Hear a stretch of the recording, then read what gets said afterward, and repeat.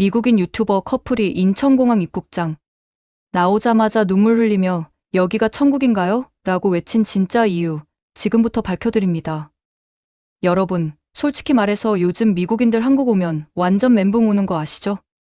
근데 이번에 제가 발견한 케이스는 진짜 레전드예요. 한국에 처음 온 미국인 유튜버 커플이 있었는데요. 이 사람들이 공항 밖으로 나오자마자 보인 반응이 진짜 압권이었거든요. 비행기 타고 십몇 시간 날아와서 피곤할 법도 한데 공항 문 열리는 순간부터 카메라 들고 난리가 났어요. 그런데 여기서 진짜 소름 돋는 게 뭐냐면요. 이 미국인들이 제일 먼저 놀란 게 첨단 기술도 아니고 화려한 건물도 아니었다는 거예요. 뭐였을까요? 바로 소리였습니다.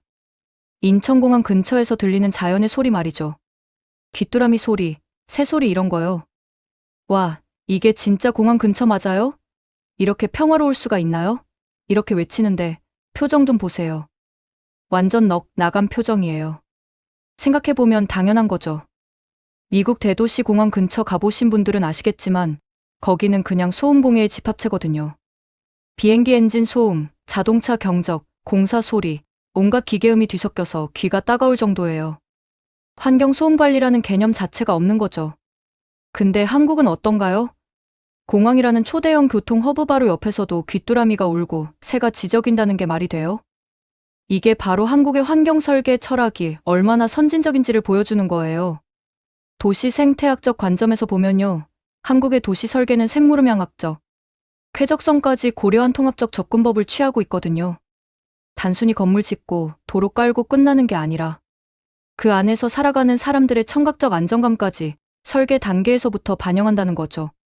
이건 선진국이라고 자부하는 미국이나 유럽 국가들도 제대로 못 따라오는 수준이에요. 그 미국인 남성분이 카메라 돌리면서 하는 말 좀 들어보세요.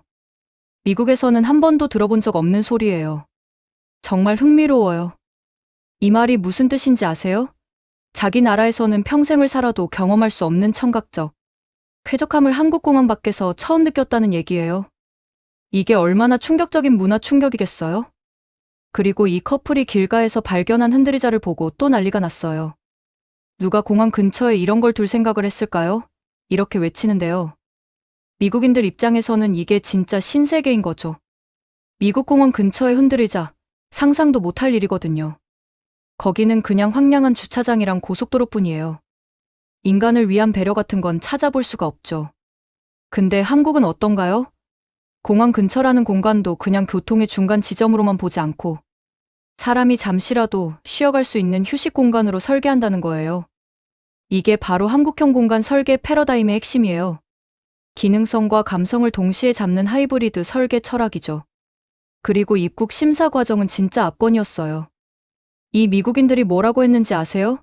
입국 심사가 정말 고통 하나 없이 매끄러웠어요. 줄이 정말 길었는데 말도 안 되게 빨리 빠지더라고요. 한국 사람들 진짜 효율성의 끝판왕이네요. 이게 무슨 뜻이냐면요.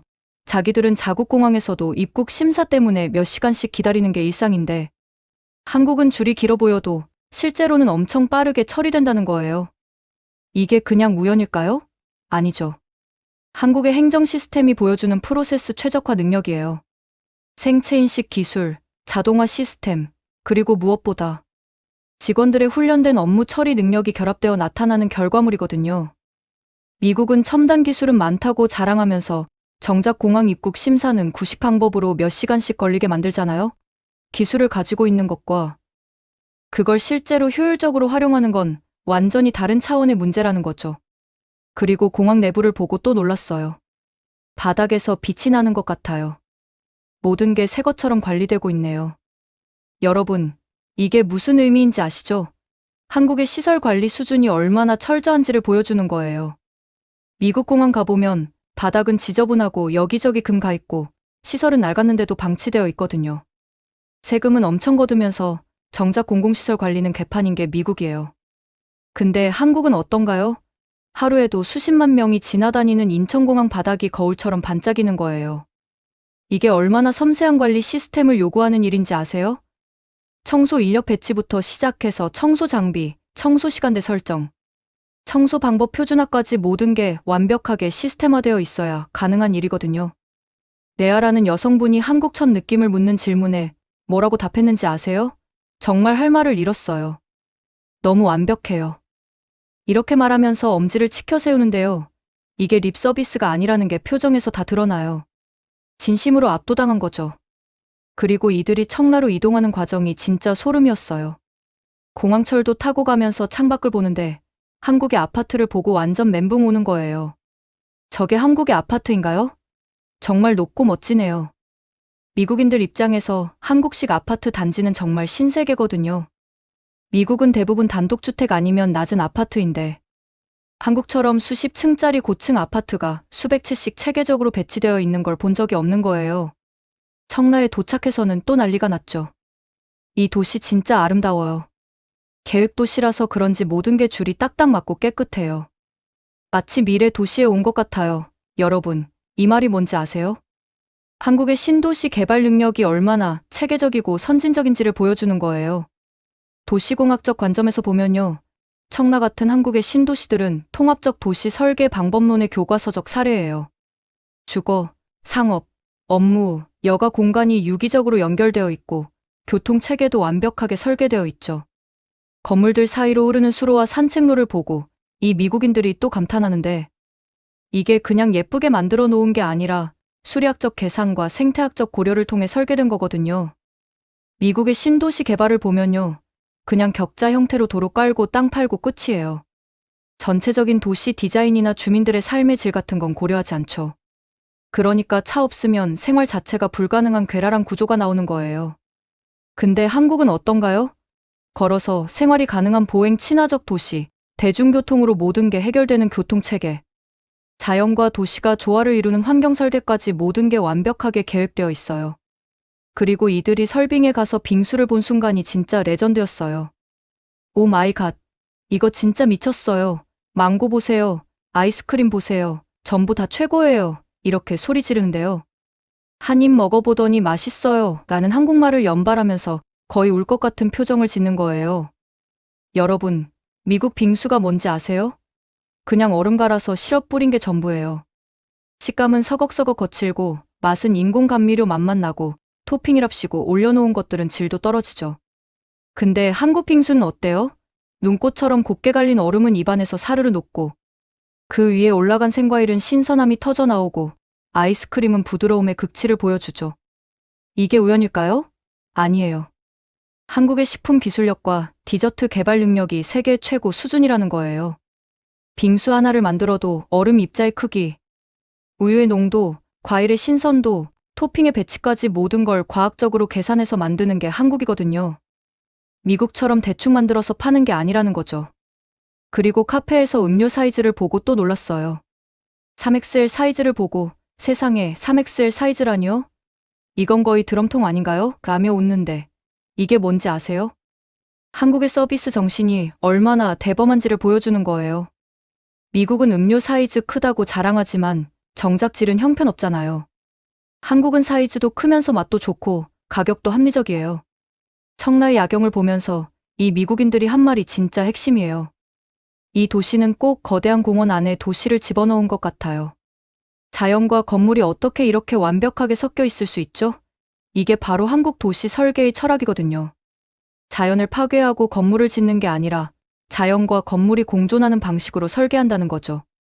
조경건축학적으로 보면요. 한국의 도시들은 그린 인프라와 그레이 인프라의 균형을 완벽하게 맞춘 사례예요. 미국이나 유럽의 도시들을 보면 아예 자연을 다 밀어버리고 건물만 세우거나 아니면 자연만 보존하고 개발은 안 하거나 둘 중 하나거든요. 근데 한국은 둘 다 잡는다는 거예요. 이게 얼마나 고도의 설계 능력을 요구하는 일인지 아세요? 다음날 아침 7시, 이 커플이 거리로 나가서 본 것들이 또 압권이었어요. 아침 7시인데 공기가 정말 상쾌해요. 사람들이 활기차게 출근하는 모습을 보니 저까지 힘이 나는 것 같아요. 미국 도시의 아침은 어떤가요? 출근 시간대에는 교통체증으로 날리고 사람들은 다 피곤한 표정으로 커피나 마시며 좀비처럼 걸어 다니죠. 근데 한국은 어때요? 아침부터 활기가 넘치고 사람들은 목적의식을 가지고 움직이고 도시 전체가 에너지로 충만해 있어요. 이게 그냥 문화 차이일까요? 아니에요. 한국의 사회 시스템이 사람들에게 동기부여를 제공하고 일할 맛이 나는 환경을 만들어주기 때문이에요. 주택가 근처의 포도나무를 보고 또 놀랐어요. 저 포도알 크기 좀 보세요. 말도 안 돼. 왜 이렇게 커요? 한국은 포도도 전부 사이즈인가요? 여러분, 이게 무슨 의미인지 아세요? 한국의 농업 기술력이 얼마나 발전했는지를 보여주는 거예요. 한국의 과수 재배 기술은 세계 최고 수준이거든요. 샤인 머스켓 같은 프리미엄 품종부터 시작해서 일반 포도도 알이 크고 당도가 높고 맛이 좋게 만드는 기술을 가지고 있어요. 이게 그냥 되는 게 아니에요. 토양 관리, 온도 조절, 수분 공급, 영양소 배분까지 모든 게 과학적으로 관리되어야 가능한 일이거든요. 미국 포도는 어떤가요? 크기는 작고, 맛은 밍밍하고, 씨는 많고, 가격만 비싸죠. 기술력이 떨어지니까 제대로 된 과일을 생산 못하는 거예요. 한국처럼 거리 한쪽에 심어놓은 포도나무에서도 저렇게 좋은 포도가 열리는 나라가 세상에 몇이나 되겠어요? 아침부터 거리를 누비는 배달 오토바이를 보고는 또 감탄했어요. 저게 그 유명한 한국의 배달 시스템이군요. 우버이츠보다 훨씬 빨라 보여요. 이게 팩트죠.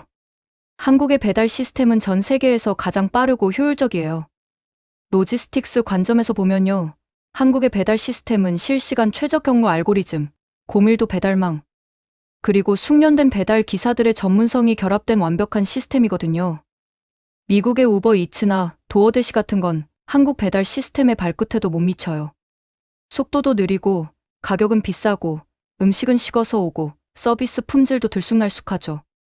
한국은 어때요?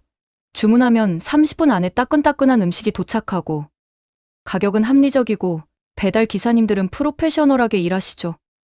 이게 그냥 되는 게 아니에요. 전국적으로 표준화된 배달 시스템, 체계적인 교육, 그리고 기술적 지원이 뒷받침되어야 가능한 일이거든요. 그리고 이 미국인들이 가장 감동받은 건 바로 직주근접 개념이었어요.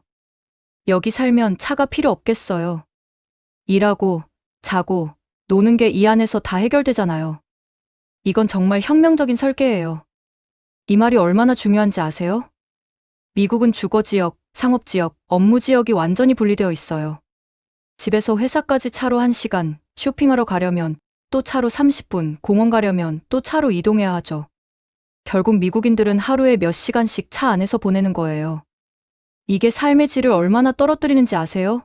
통근 시간만 해도 하루에 2에 3시간씩 날리는데 이게 1년이면 몇백 시간이에요.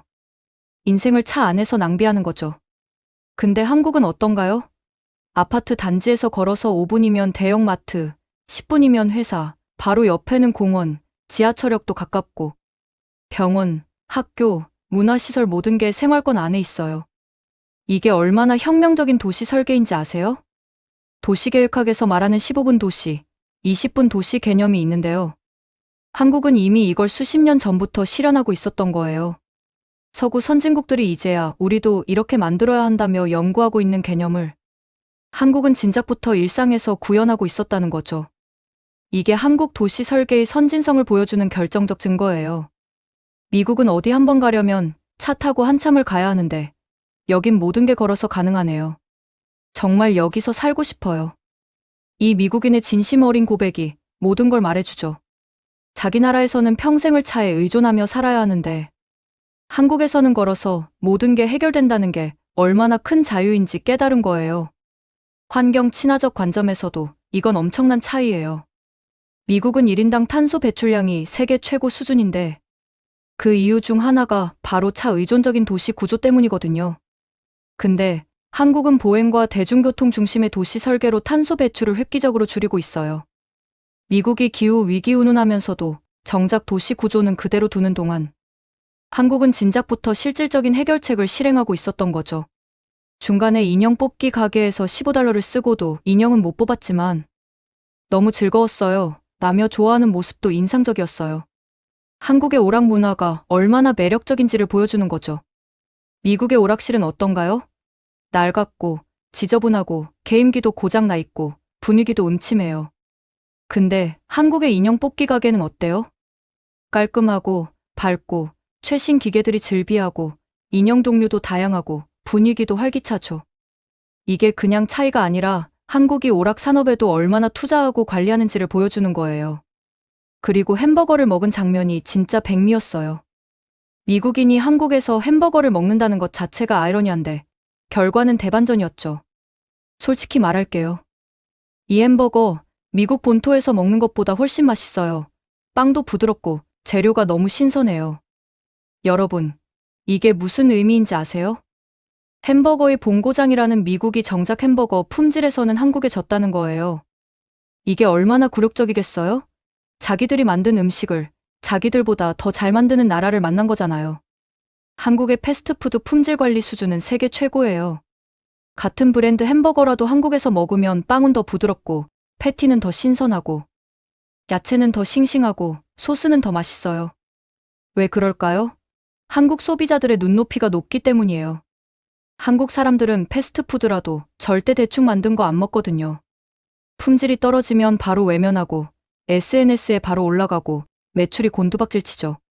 그러니까 프랜차이즈들이 한국에서 살아남으려면 미국 본사보다 더 높은 품질 기준을 유지해야 하는 거예요.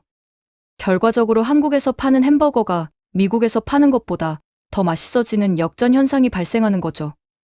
레몬 진저 티와 민트 초코 빙수도 이들의 입맛을 완전히 저격했어요. 민트 초코가 이렇게 자연스럽고 신선한 맛일 수 있다니. 한국 디저트 개발자들은 정말 천재예요. 이게 립 서비스가 아니라는 게 표정에서 다 드러나죠. 한국의 디저트 산업은 진짜 무서운 수준으로 발전했어요. 서양의 전통 디저트를 가져와서 한국식으로 재해석하면 원본보다 더 맛있어지는 마법이 일어나거든요. 이게 단순히 재료를 좋은 걸 쓴다는 차원이 아니에요.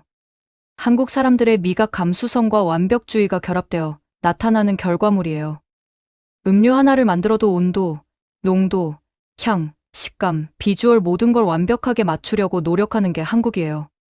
미국처럼 대충 만들어서 파는 게 아니라는 거죠.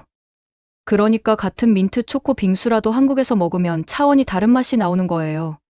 청라를 떠나며 이 미국인들이 한 말이 진짜 핵심이에요. 아름답고 깨끗하고 사람들은 친절하고 음식은 환상적이에요. 무엇보다 이 평화로운 분위기가 너무 좋아요. 공항에 발을 들인 지 단 5분 만에 시작된 감탄이 1박 2일 내내 멈추지 않았다는 거죠. 근데 여기서 끝이 아니에요. 이들이 이제 서울로 향한다고 했잖아요. 청라 같은 신도시에서도 이 정도로 놀랐는데 서울 가면 얼마나 더 충격받겠어요? 명동의 쇼핑 문화, 강남의 화려함, 한강의 야경, 북촌의 전통미, 홍대의 젊음, 이태원의 다양성까지 서울은 그야말로 모든 걸 다 가진 도시거든요. 미국인들이 한국에 와서 이렇게 감탄하는 이유가 뭘까요? 단순히 한국이 좋아서? 물론 그것도 맞지만 더 근본적인 이유는 자기 나라가 생각보다 별로라는 걸 깨닫기 때문이에요. 미국은 세계 최강대국이라고 자부하지만 정작 국민들의 실제 삶의 질은 한국보다 떨어지는 부분이 많거든요. 도시 인프라, 대중교통, 치안, 의료, 교육, 문화생활, 음식 품질, 서비스 수준 등등 실제로 일상에서 체감하는 거의 모든 영역에서 한국이 미국을 앞서가고 있어요. 미국이 가진 건 군사력이랑 기축통화 정도죠. 근데 그게 일반 국민들의 삶을 윤택하게 만들어줘요? 전혀 아니죠. 한국 사람들은 너무 겸손해서 자기들이 얼마나 좋은 환경에서 사는지 잘 모르는 경우가 많아요. 외국인들이 와서 감탄하는 모습을 보고서야 아, 우리가 이렇게 잘 살고 있었구나 깨닫는 거죠. 근데 객관적인 지표로 봐도 한국은 정말 살기 좋은 나라예요. 경제 규모로는 세계 10위권, 1인당 GDP는 선진국 수준. 문화 콘텐츠는 전 세계를 휩쓸고 기술력은 세계 최고 수준, 치안은 세계에서 가장 안전하고 의료 시스템은 접근성과 품질 모두 뛰어나고 교육 수준은 최상위권이고 인터넷 속도는 세계 1위고 배달 문화는 독보적이고 대중교통은 완벽하고 도시는 깨끗하고 체계적이죠. 이게 우연일까요? 절대 아니에요. 전쟁의 폐허에서 출발해서 단 몇십 년 만에 이런 나라를 만들어낸 한국인들의 저력이 얼마나 대단한지를 보여주는 거예요. 미국은 건국 이후 수백 년 동안 세계 최강국으로 군림했지만 정작 국민들의 삶의 질은 정체되어 있거나 오히려 퇴보하고 있어요. 근데 한국은 어때요? 계속 발전하고 있죠. 매년 새로운 기술이 나오고 새로운 문화가 창조되고 도시는 더 살기 좋아지고 서비스는 더 편리해지고 삶의 질은 계속 향상되고 있어요. 이게 바로 역동적인 사회의 힘이에요. 미국 같은 나라들은 과거의 영광에 안주하면서 발전을 멈췄어요. 우리가 세계 최고야라고 자만하면서 정작 내부는 썩어가고 있죠.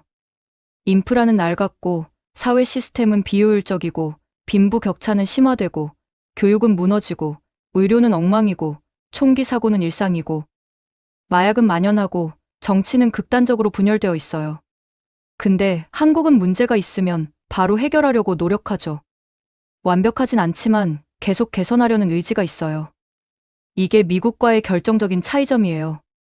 미국은 문제를 인정하지 않고 덮으려고만 하는데 한국은 문제를 인정하고 해결책을 찾으려고 노력해요. 재밌게 보셨다면 구독과 좋아요, 알림 설정 부탁드립니다.